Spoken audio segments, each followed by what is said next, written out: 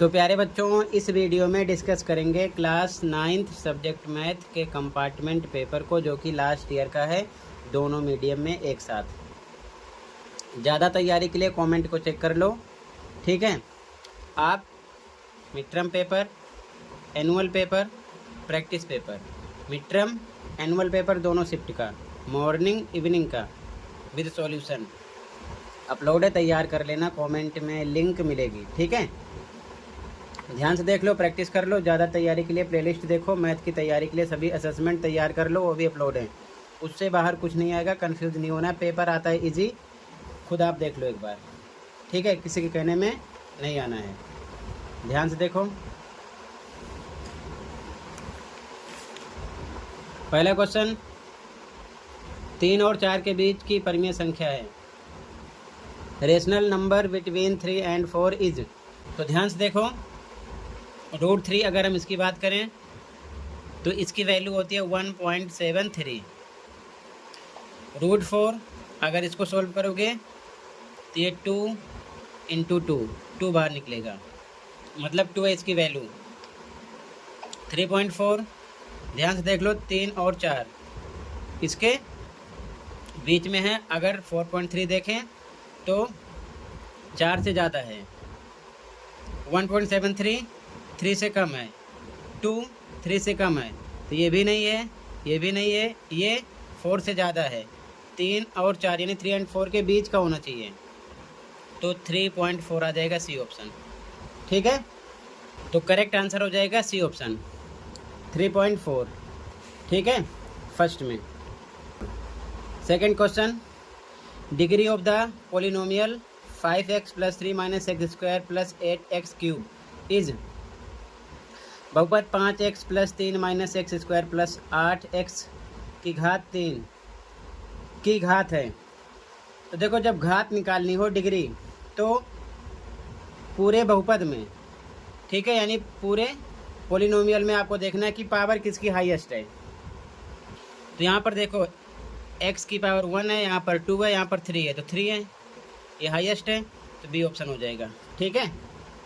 ये ध्यान में रखना है, क्लियर है। अगला, पॉइंट 8,0 लाइज। बिंदु 8,0 स्थित है, तो किस पे स्थित है? अब देखो, 8,0 ये होता है x, ये होता है y। तो 0 x एंड y पर जहाँ पर भी प्लेस कर रहा है वहाँ पर वो नहीं होगा, उसके अलावा जो बचेगा वहीं पर होगा। तो 0 y पर है, तो मतलब कि x पर होगा, ठीक है। तो ऑन x एक्सिस हो जाएगा। अगर मान लो एग्जांपल इस प्रकार होता है 0,2, तो ये x होता और ये होता y, तो ऐसी कंडीशन में y पर होता, ठीक है, क्योंकि x पर 0 है। ये चीज़ ध्यान में रखना। तो यहाँ पर आपका ए ऑप्शन हो जाएगा x अक्ष पर। अगला, which of the following is a linear equation. निम्नलिखित में से कौन सा रैखिक समीकरण है? तो रैखिक समीकरण ये भी नहीं है, ये भी नहीं है, ये भी नहीं है, ये है, ठीक है। x = 3y, ठीक है, क्योंकि अगर 3y इधर आएगा तो ये हो जाएगा x - 3y = 0। ऐसी फॉर्म होनी भी चाहिए, ठीक है। तो बी ऑप्शन करेक्ट हो जाएगा, ठीक है। ये चीज़ ध्यान में रखना। अगला, वैल्यू निकालना है, ठीक है। तो ध्यान से देखो, 64 को लिख सकते हैं, यानी 64 को 8 × 8, ठीक है, और पावर 1/2 सेम लिख दिया। 8 डबल टाइम है, 8 डबल टाइम पावर इस प्रकार लिख सकते हैं, × 1/2। 2 से 2 कैंसिल, मतलब 8 की पावर 1 = 8। ये आपका आंसर हो जाएगा, ठीक है। यहाँ पर सी ऑप्शन होगा आपका, ठीक है। अगला, in a histogram if we join mid point of the tops of rectangles then we will get. एक आयत चित्र में आयत के ऊपरी सिरों के मध्य बिंदुओं को जोड़ा जाता है, तो हमें निम्न में से क्या प्राप्त होता है?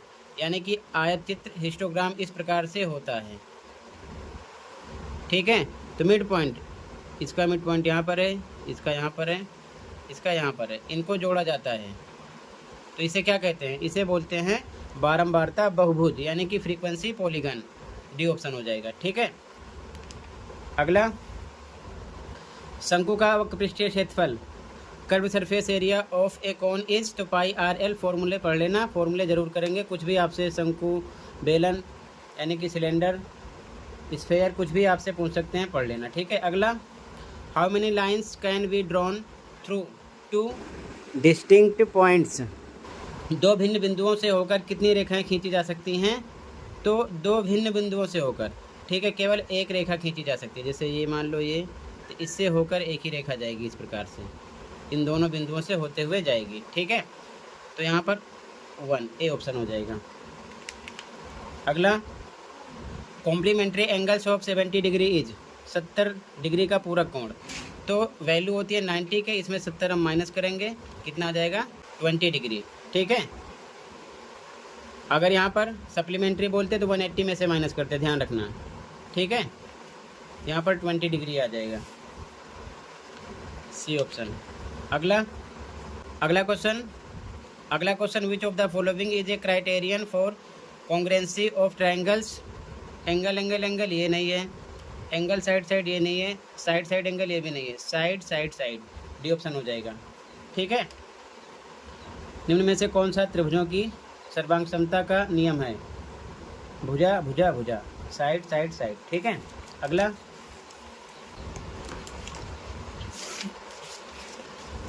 अगला क्वेश्चन, मान ज्ञान करना है, वैल्यू निकालना है। क्वेश्चन देखो, क्वेश्चन है 11, 3 + √8, 3 - √8। ध्यान से देखो, 3 सेम है, √8 सेम है, प्लस माइनस का कॉम्बिनेशन है, तो a + b फॉर्मूला लगाएंगे, a - b बराबर होता है a² - b² के।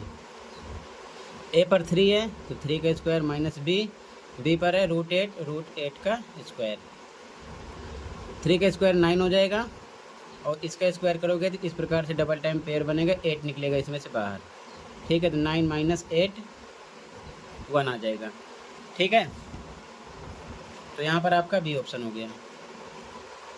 अगला, मूल बिंदु का भुज है, the abscissa of origin is, तो जो ओरिजिन पॉइंट होता है ना, उसमें उसकी वैल्यू 0 0 होता है, ध्यान रखना। तो भुज कोटि यानी x भी 0 y भी 0, ठीक है। तो यहाँ पर 0 हो जाएगा,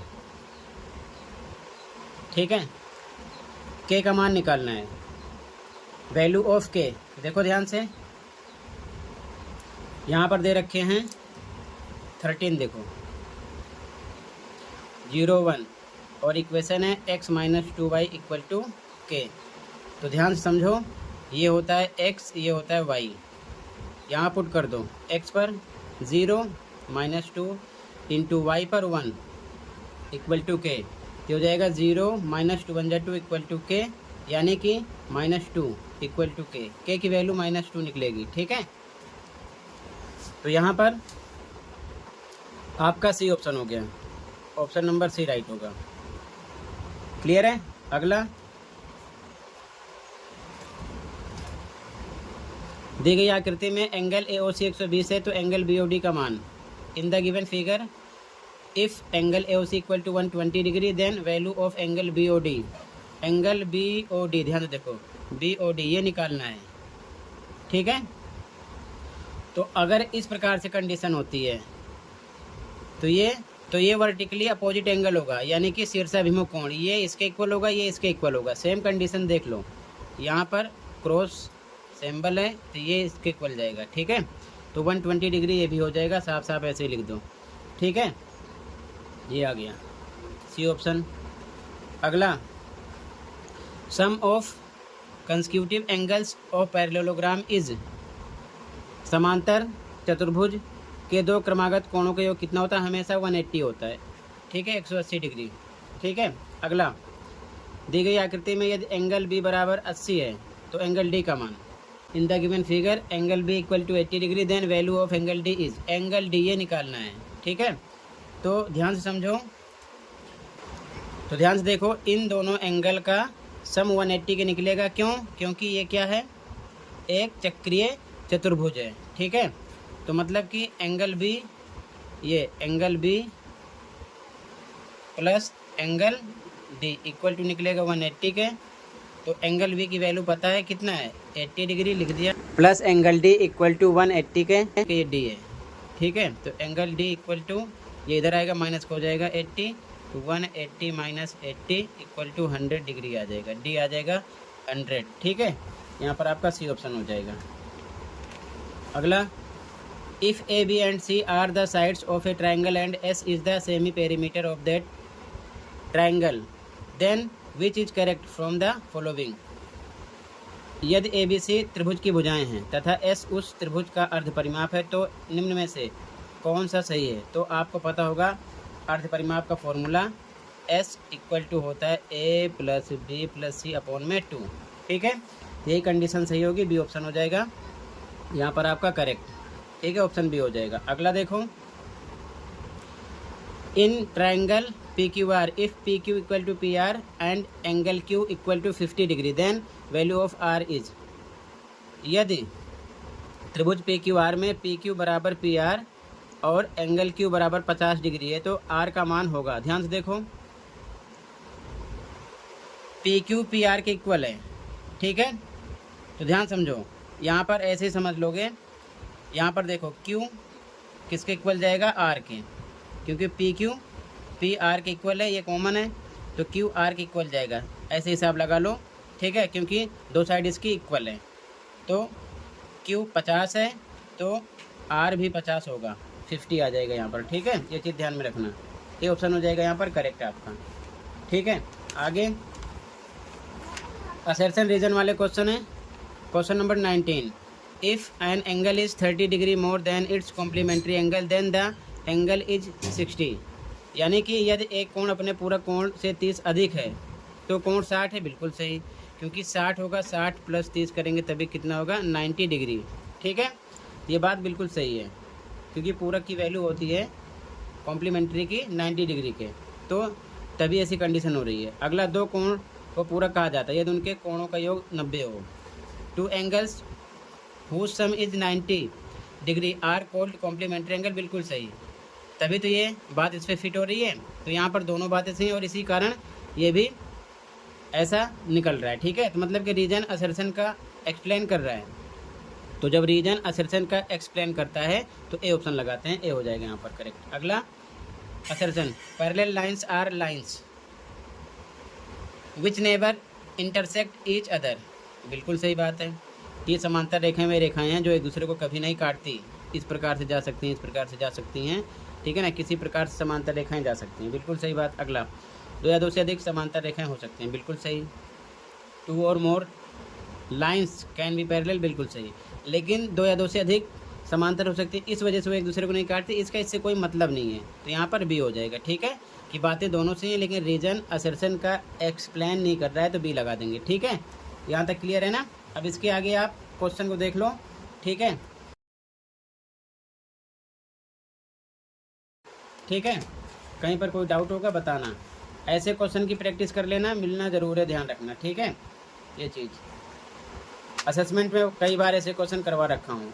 यहाँ पर √3 आपको लोकेट करना है, √3 √5 इनकी भी प्रैक्टिस कर लेना, बार बार करवा रखा हूँ, मिलेंगे ज़रूर पेपर में, ये चीज़ ध्यान में रखना, ठीक है। ध्यान से देख लो, अच्छे से प्रैक्टिस करो, ठीक है, टेंशन लेने की ज़रूरत नहीं है, पेपर ऐसे ही आएगा, ज़्यादा डिफ़िकल्ट नहीं आता है। कंप्लीट पेपर का आंसर भी अपलोड है, ये चीज़ ध्यान में रखना, तो चैनल पर आप देख लेना, अच्छे से प्रैक्टिस कर लेना, ठीक है। टोटल कंप्लीट पेपर डिस्कस कर रहा हूँ और ऐसे क्वेश्चन की भी प्रैक्टिस कर लेना, ये चीज़ ध्यान में रखना, ठीक है। तो टोटल इतना ही था बच्चों, कंप्लीट हुआ।